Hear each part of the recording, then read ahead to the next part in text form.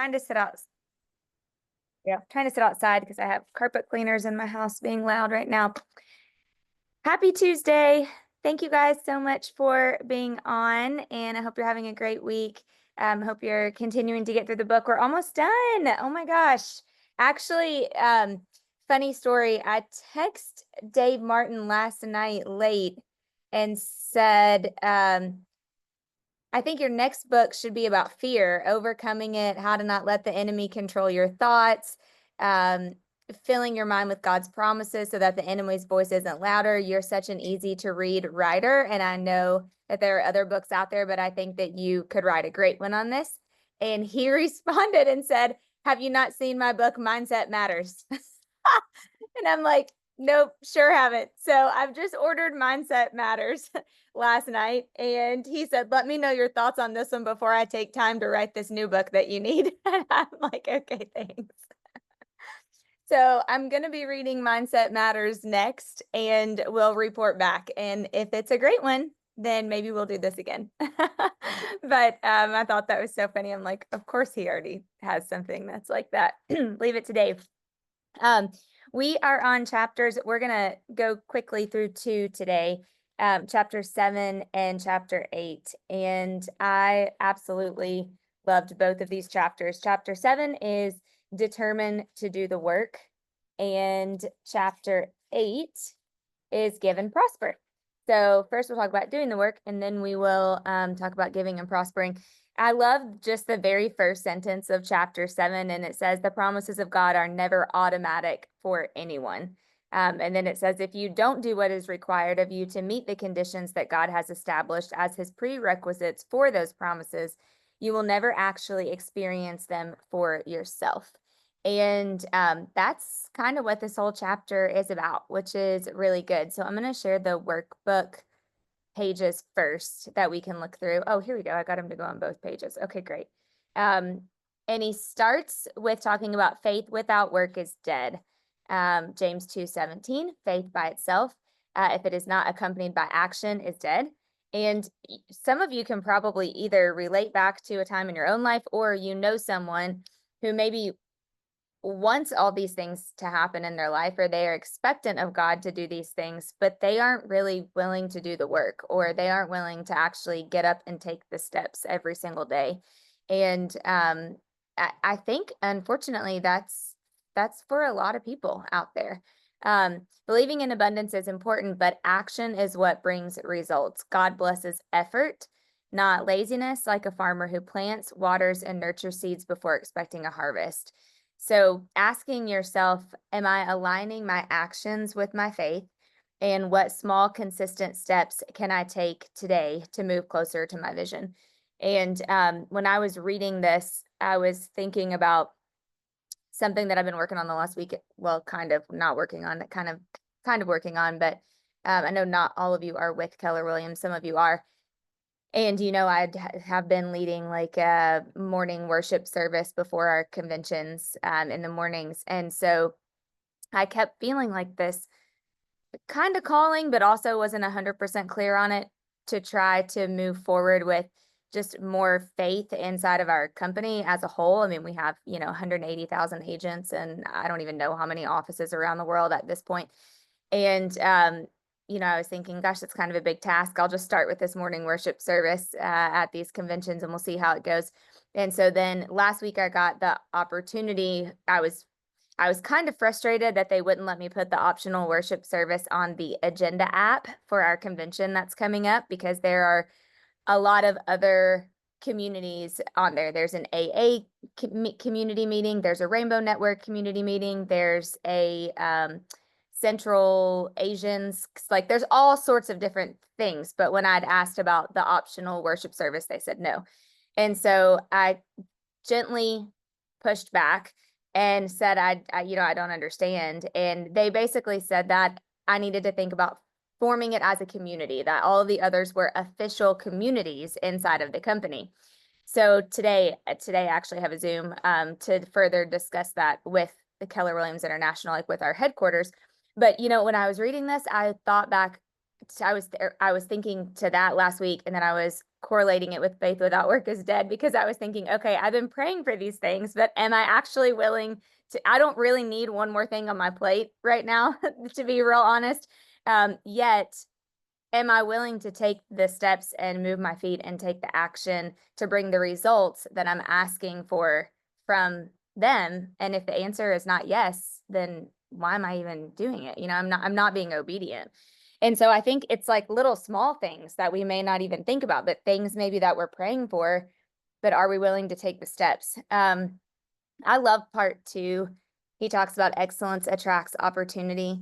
Do you see someone skilled in their work? They will serve before kings. When you consistently bring excellence to your work, it positions you for greater opportunities. Excellence isn't about perfection. It's actually about commitment. And I think sometimes we screw that up. We hear excellence and we think that everything has to be perfect. And that's really not the case. Nothing is perfect, right? It's about your effort and a mindset of continuous growth. I'm so attracted to growth-minded leaders and people who want to grow and learn, because that's part of living in excellence. Yes, thank you, Greg. Thank you. Yeah, love that. That's good for me to remember. Thank you. I'm going to write that down today so I remember that. Actually, I'm going to take a screenshot of it right now so I don't forget. Got it. Okay. Thank you. Yes, excellence is about continuous growth. Asking yourself, am I giving my best effort in everything that I do? How can I improve my skills, my attitude, or my approach to my work? And, he talks a lot about that in this chapter. And when he talks about prosperity is not automatic, it doesn't just happen to a person because they love Jesus. And he actually goes through and lists the prerequisites for prosperity. And I think it kind of goes with the excellence part. In the book, he says, because what we do in life will flow from what we believe and what we think, what we do every day will flow from a proper mindset, an accurate understanding of the nature of God, and a willingness to obey the Lord. By the way, this is on my 130, but it's the second page of the chapter. He says, our willingness to obey the Lord, even when we don't fully understand why. He demands certain things from us, and there are prerequisites for prosperity. And one of the prerequisites is a godly work ethic, which really goes with excellence. God teaches us the value of hard work. He encourages us to develop and nurture the type of discipline that will motivate us to work hard throughout the course of our lives. And then he goes down to the bottom and he says, don't get me wrong, prayer and confession are important, but they are both completely impotent without the action of obedience. It is obedience that substantiates those prayers and confessions. At the top of God's list of behavioral preconditions for prosperity is the willingness to work hard, to provide for yourself, and to achieve your God-given goals. And then he says, if you read biblical accounts of any miracle Jesus performed during his earthly life, which Adam and I are rewatching The Chosen, and we were watching it last night, and it reminded me of this because you get to see him perform so many miracles, but you will almost always find that some step of faith or visible action was required of the person in need of the miracle before they could actually see the miracle. You will find that Jesus asked the recipient to do something before he performed a miracle on that person's behalf. And I love that. I just love it, especially if you all have watched The Chosen and you've been able to see it. But he says part 3 is diligence unlocks God's favor. Galatians 6:9, let us not become weary in doing good, for at the proper time we will reap a harvest if we do not give up. And breakthrough doesn't always happen immediately, but persistence ensures that you're ready when it does. Every act of diligence is a seed of faith. God sees your efforts and will reward them in his perfect timing. Now, I think that's kind of the hard part, because it's his time, not our time. And sometimes, I don't know, that time may even be like on the other side of heaven. But back into the book on 132. Sorry, these birds are chirping. The principle here is a simple one. If we will do the physical and the practical part of the miracle that we seek, God will do the spiritual part of the miracle. If we do the difficult part, God will do the impossible. He goes on to talk about the armor of God in Ephesians, and I think that is just biblically like one of my favorite, probably for many of you all, but one of my favorite parts of the Bible, actually. But I like where he says God doesn't feel obligated or inclined to do miraculous things for people who won't take the simplest and most practical steps to help themselves. And he talks about in John 5:8 when he says pick up your mat and walk. And he says, too many of us have been convinced that all we must do is believe or confess something for it to become a reality, but nothing is further from the truth. There's always at least one requirement for us to do something for ourselves before God will do something on our behalf. And the most basic thing we can do for ourselves in the pursuit of financial security is work hard. I like when he said, do you understand the true purpose and nature of work? And I think this is really good. And he said, I'm not sure which Bible these people are reading, because they certainly aren't reading the same Bible that I read every day. The Bible that I read tells me that work is a blessing.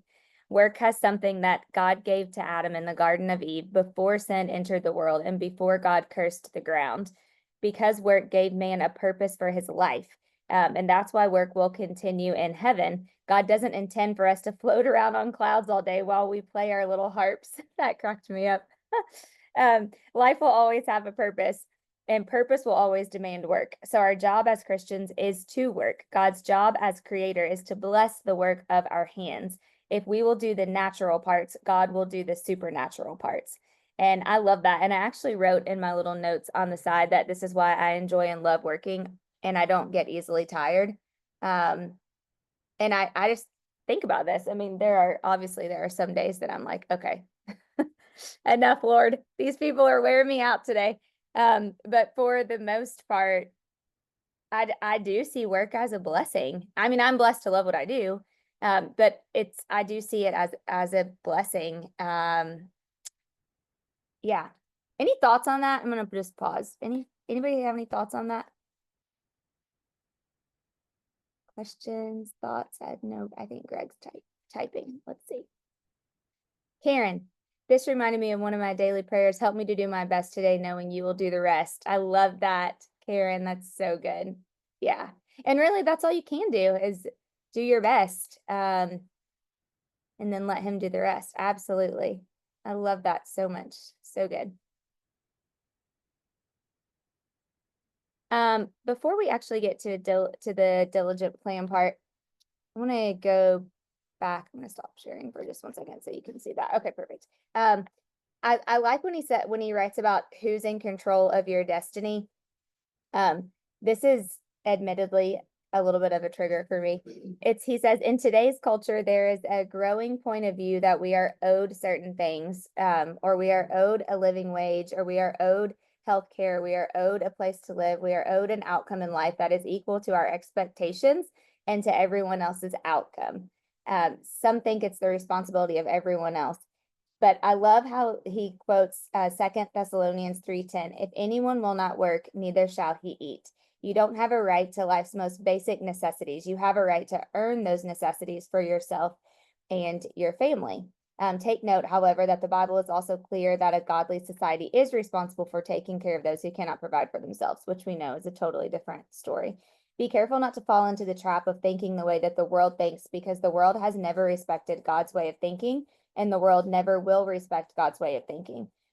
You will look to others to take care of you and guarantee you a comfortable existence, and that approach will separate you from the blessings of God.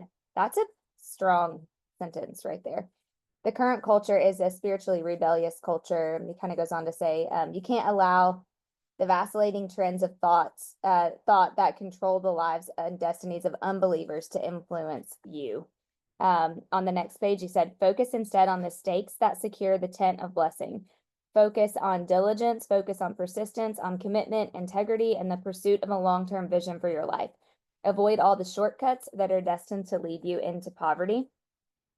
And then he has the 2 proverbs. But I thought this was very eye-opening. On my page 137 at the top, he says God's principles really are, he's talking about, I can't remember what's in the part before that, but he says most of the people you encounter each day aren't people who are inclined to read the Bible. Instead, they are watching you and reading your life. They are taking note of your words and actions and comparing those words and actions to the things that you claim to believe. So in effect, you have become God's written word to them. You have become God's signpost in the wilderness. Most people around you won't give God the time of day, but those same people will notice you, especially if you tend to talk about your faith a lot.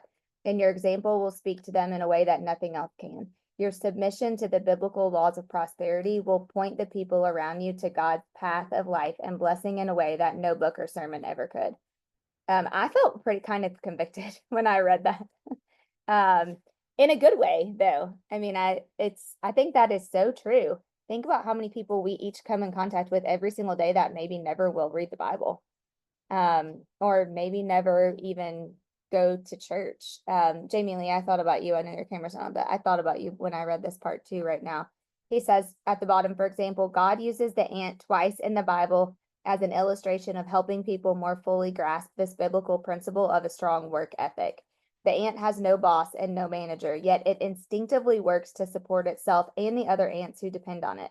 So God directly teaches us about the principle of hard work using a tangible illustration from nature in the book of Proverbs to help us understand this same principle found elsewhere in the Bible. And let's see. Gosh, there were so many good ones in here. Jamie Lee. Greg said, we are the Bible that most people will ever read. Yeah. Yep. So true. Yeah. That's deep to think about. I just had never really thought of it that way until I read this, but it's really good. He says on my page 39, it's on the opposite page, it has the big square that says you don't have to accept poverty as your destiny. But on the opposite page, he said, there's great reward in doing more than is required of you.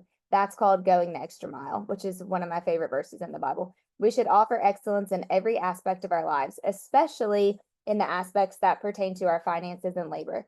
The Bible declares whatever your hand finds to do it with all your might. And whoever compels you to go 1 mile, go with him too. These are the ways of the Lord. These are the ways of our fathers. These are the attitudes that stand in opposition.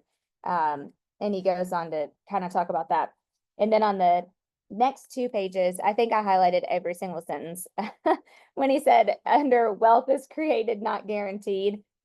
And really the whole premise of these 2 pages is just actually 3 pages. Yeah, I think I highlighted every, is that we work for the Lord. And that's really what it's all about. He says, pay close attention to your attitude toward your work. You need to become willing to put your very best efforts into your job and to work hard at it, because when all is said and done, you're not actually working for a company. You're not even working for your boss or your client. You're really working for the Lord. A lot of us on here, by the way, own businesses or have our own business or something like that. And I just thought this part was so great. You're working to honor God through the job that he has given to you, so you can provide for yourself, your family, your future. You can bear witness to him through the excellence and integrity that you demonstrate as you engage your profession or your craft. Prove yourself to be faithful and productive in the place where you work right now, so that God can honor that attitude in your life by laying out a path for you that will lead to your ultimate destination. Be thankful for what you have right now, which I think sometimes we forget to do, so that God can trust you with more and more as you progress through life. You can't hate your job if you're thankful for your job. So learn to be thankful and express your gratitude to the Lord every day through your words, your attitude, and your work ethic, until he finally lifts you up to a higher place in due season. The greatest things in life are those things that are done through us, not by us. So whatever God has placed in your hands to do it with all your might and do it with the best of your ability, because if you do, God will be glorified, and both God and man will notice, recognize, and promote you. He required the best of the first fruits of your soil. A person's work ethic and his attitude towards work will probably testify more profoundly to his faith than any other testimony that he could possibly contrive. That's huge. On the next, he said, God has given all of us the same amount of it. Rich people don't have more time than poor people. Poor people don't have less time than rich people. It's what we choose to do with our time that makes the difference. There are 24 boxcars on your train to success every day, but the quality and the outcome of your life will boil down to what you put into those 24 boxcars. Invest in the Lord, invest in your marriage and your family, invest in your church and the work of God, but also invest in yourself and your future by studying hard, working hard, developing a godly work ethic that can bring you honor from God and man and pave the way to a life of blessing and prosperity. God never blesses nothing. He always blesses something. We've read that so many times in this book. So become excellent at what you do, work hard at it, and put something in God's hands that he can bless, because nobody ever got rich until somebody showed a willingness to work hard to create that wealth. We need to read that to the kids. Adam is sitting out here listening. We need to make sure we show that to them or read that to them. That's so good. Yet so true, right? It's so important, especially for our next generation coming up. Any thoughts on chapter 7 before we go to 8? I want to share something there. Yes, there was a period in my life where I was not very happy. And I spoke to one of my mentors and I was like, I don't want to work here. And she's like, God put you there. Are you going to tell God that you're quitting? And I'm like, oof.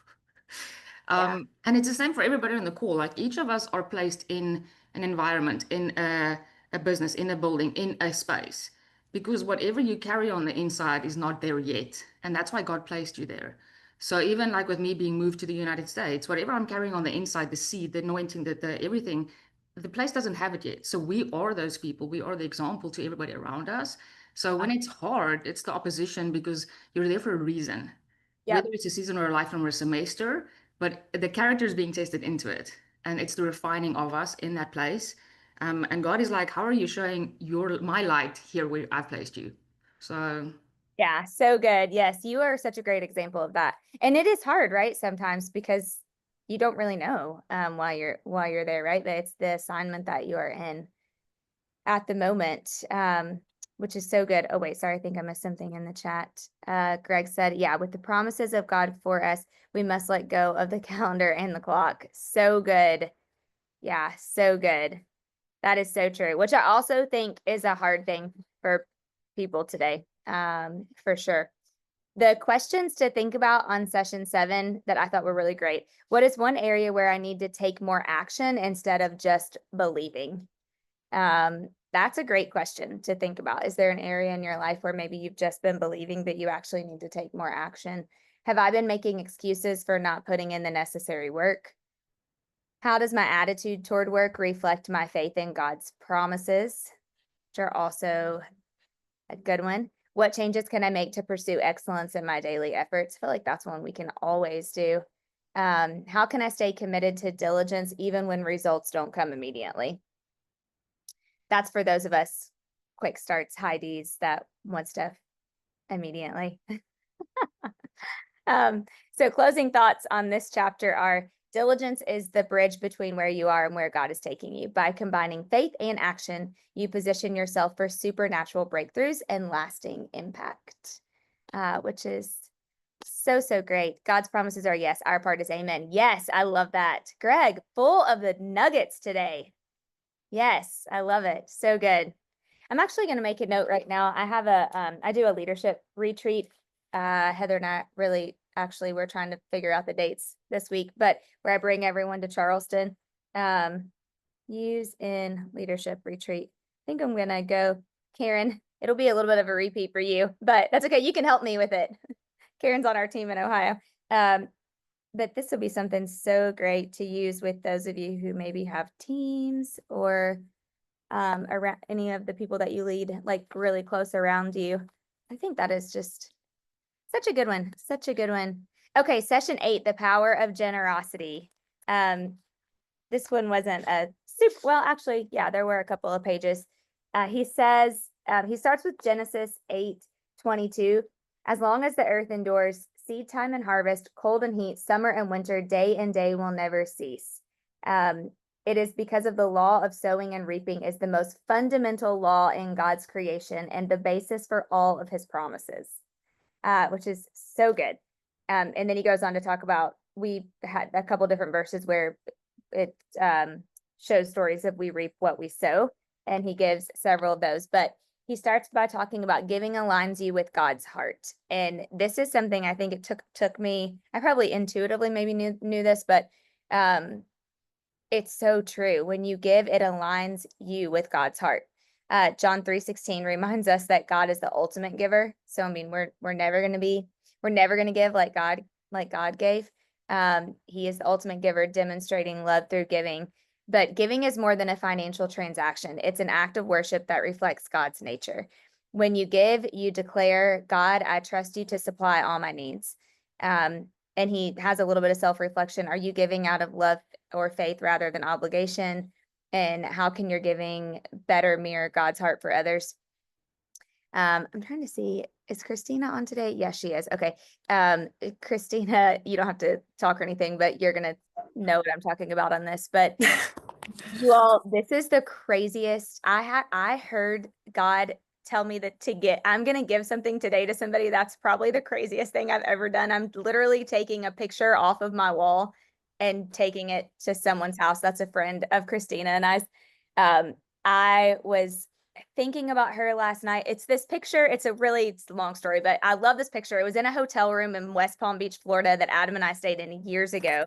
And I loved the picture so much. And it's kind of like a West Palm Beachy vibe, and it's an old picture. Some of you may have seen it, but it's this really old red retro car. And it's this guy driving, and there's 4 kids, and then like the mom is sitting up on the back. It's a convertible top and she's holding an umbrella, but he's driving the car through water, like through the ocean. It's the coolest picture. And there's like Palm Beach houses in the background.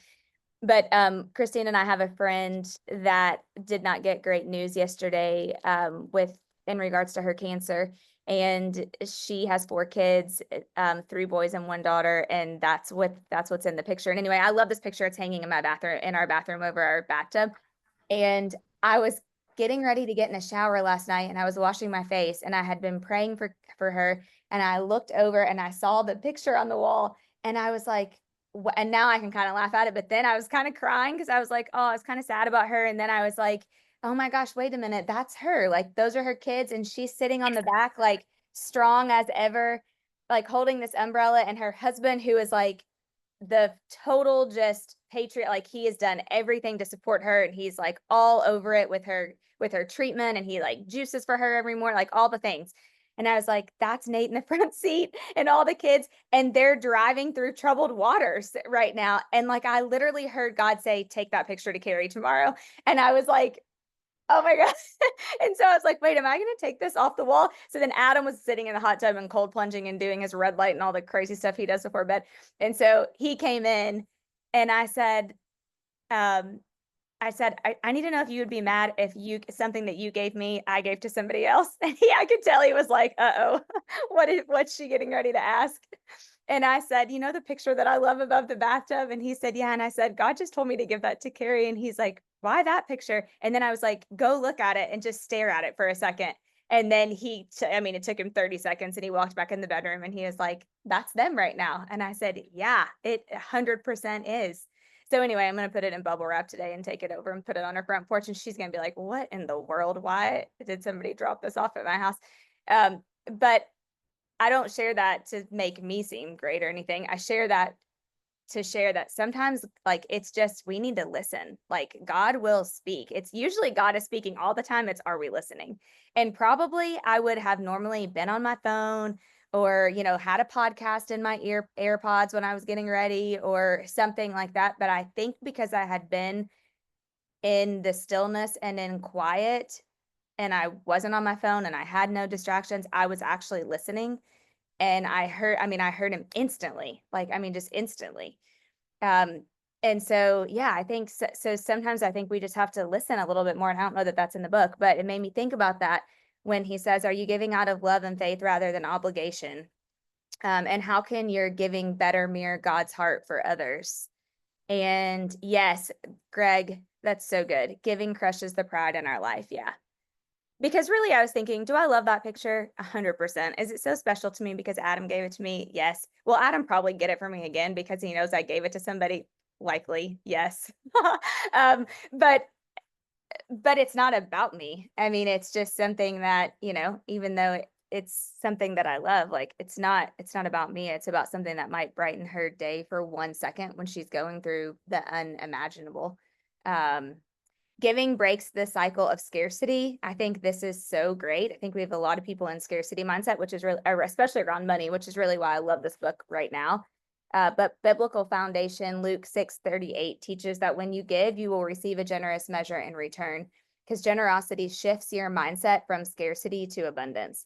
Giving plants seeds that, although they might return in different forms, are multiplied by God's promises. So, how does holding tightly to your resources limit you? And in what ways can you practice open-handed living? And then lastly, from the workbook, giving creates impact and legacy. Biblical foundation, Corinthians 9:11, emphasis that generosity enriches you to be generous on every occasion, creating lasting impact. Your giving not only blesses you, but also serves as a ripple effect that can change lives. Generosity is a legacy that outlives you and inspires others. And breaking chains of need. Sorry, that's loud. Someone just started a car. And then what legacy do you want your generosity to leave? And how might your acts of giving inspire those around you?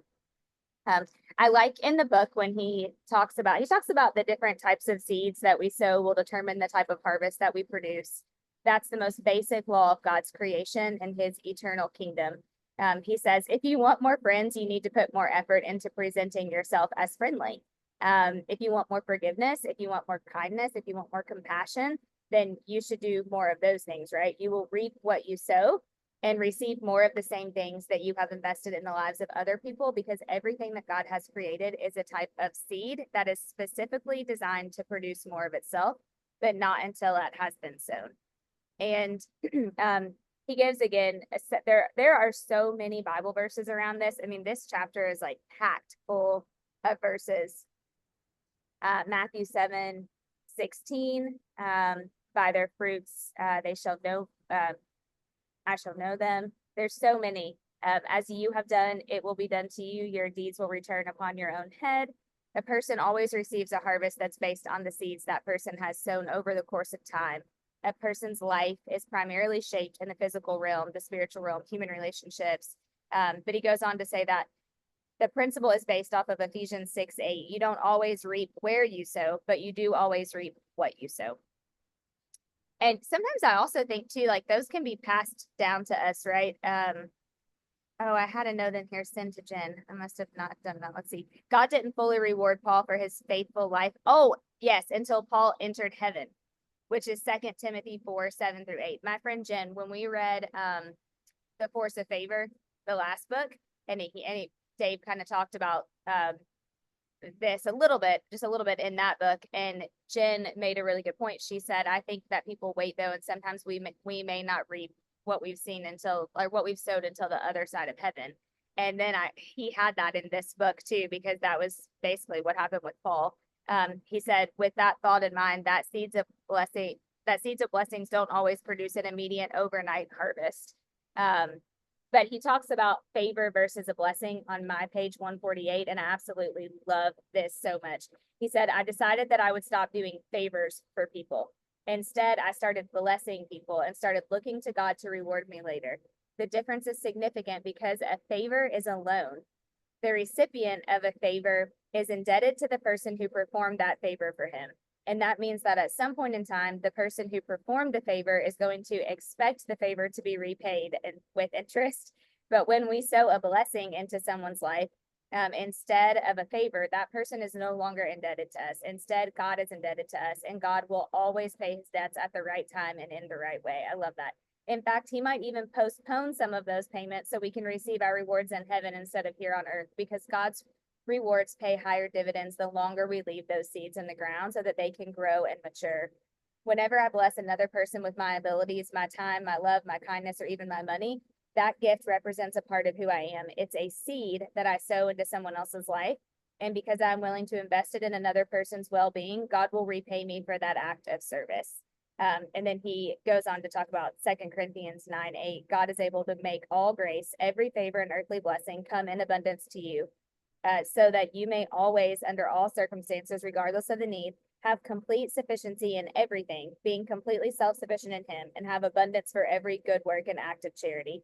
And then he says at the end, God's blessings are tied directly to a person's attitude towards others. And a charitable attitude is a type of seed that person can sow into other people's lives to produce a harvest of blessing in his own life. And I had the note right here that God is able, and it doesn't mean that he always will, but God is able to make all grace come in abundance to us. Our role in the miracle of divine blessing is to give God something that he can bless. Our role is to put something in God's hands that he can reward and multiply. We actually have to plant the seeds. And that's a great reminder. Just God is able. I mean, sometimes I think we forget that God will only multiply the seeds that we sow. He won't multiply the seeds that we hoard, which is also another really good one. He will always give seeds to the person who is willing to sow them. 2 Corinthians 9:10. You can't make withdrawals from your heavenly bank account if you've never made any deposits. Whoa, that is a word also to be able to remember. You can't make withdrawals from your heavenly bank account if you've never made any deposits. He said, but my goal is to give beyond my means. What are you giving? Do you live a life of giving? Do you sow those seeds sparingly or bountifully? And did you sow them begrudgingly or with a cheerful heart? We all know that we can't outgive God. And then he said, there are 3 gives to remember. And I think this is kind of wrapping up this chapter. But these are really great on my 152, so probably further for you. But the 3 gives to remember are give as it has been given to you, which is Romans 8:32. Give now, don't hesitate. Don't sit there and wonder, does God want me to give? Of course he does. Giving is like voting. Do it early and often. Do it before you're asked to give. And then number 3, give to the degree that you want to be blessed. If you want God to bless you just a little, then give just a little. If you want him to open the windows of heaven on you, then you need to give with that same abandon. It is impossible to outgive God. God can give us what we sow and more than we sow, but not until after we sow. That's what God means when he says, I will rebuke the devourer for your sakes, in Malachi 3:11. And I think he has 3:10 and 11. He said on the last couple pages, just to wrap up, he won't bless us, but he won't just bless us, but he will prevent the enemy from taking what is ours. That's what he says. That's what he means when he says he will rebuke the devourer. Gosh, there's a couple others. The principle of giving isn't confined to individuals. It's also corporate. I just did like a little talk on that. But yeah, really, really, really good at giving. Any thoughts on that before I'll end with these questions for you guys. Sorry, this is so loud. Thoughts on giving?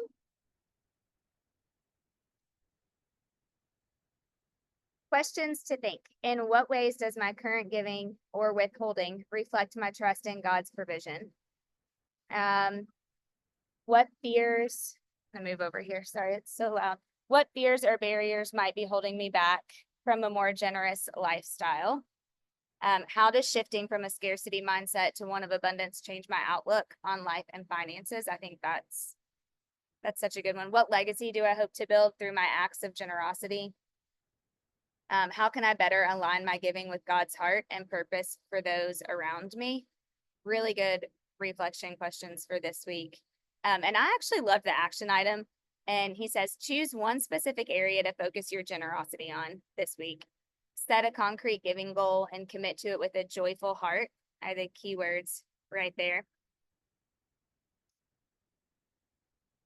Oh, you can't hear the background noise? Wow, it's so loud. Holy cow. It's like a super loud truck. Okay, that's good to know. Oh wow, I missed a lot of here's multiply now. I get even much that you also need coming in many forms to you, Dana. Thank you, Greg. Thank you. We need not eat our seeds. Oh, that's good. I missed that you said that. That's really good. Karen helping me with the page numbers. Thank you. Thank you.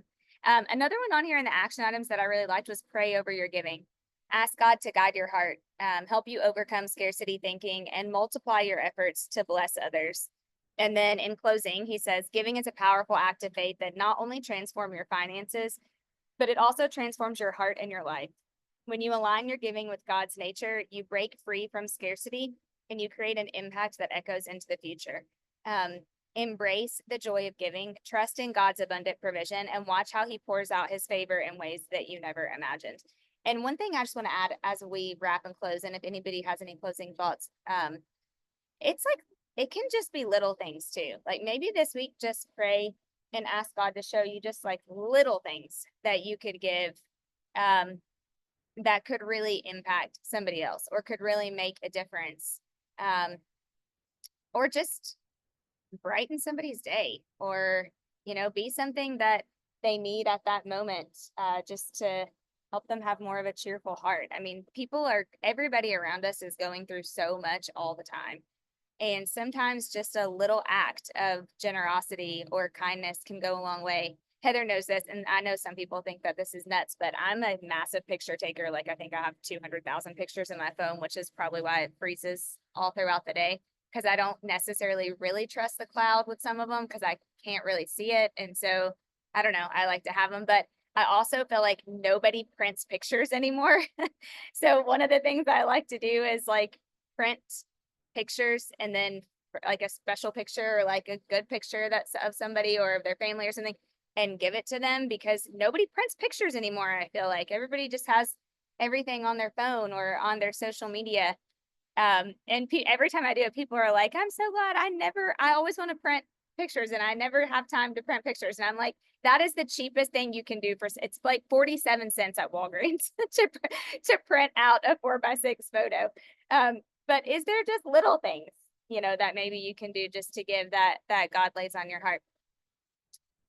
Any closing thoughts, stories, questions, feedback on this one? 2 really good chapters.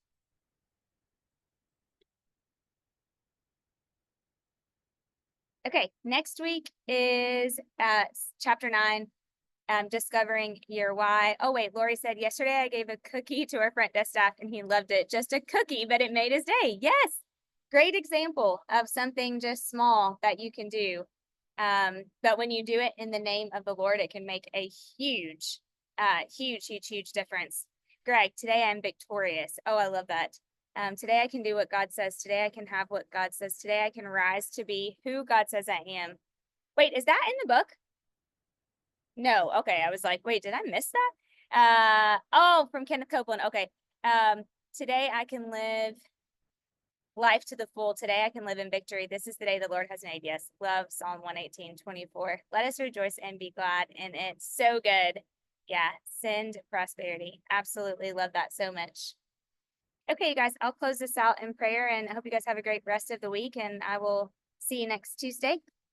God, thank you so much for our time together this morning. Thank you for all of the many blessings. Thank you for Dave Martin and just his ability to convey your word in such a way that helps us understand it easily and live it out in our lives. And I just pray, God, that you let us all be more people of excellence in the work that we do. Let us just be reminded that no matter what we're doing on the good days and the bad days, we aren't working for whoever it is that we actually work for. We are working for you, God. In the little things, in the sending emails, in the making phone calls, and the dealing with clients, and in the big things, making big decisions, and in leading others. We are really working for you. And I just pray that you'll remind us of that and that we will honor and glorify you in all the work that we do. And God, I just pray that you'll give us more generous hearts. Whisper to us, speak to us, let us hear when you want us to give, who you want us to give to, show us who you want us to bless. And then let us always just remember to come back and thank you for the blessings that we receive. Thank you for all that you do for us, God. I just pray for everybody on this call that we have a prosperous rest of the week. In Jesus' name, amen. Thank you all so much. Thank you, Shauna. Have a great rest of your day. Thanks for being on. See ya.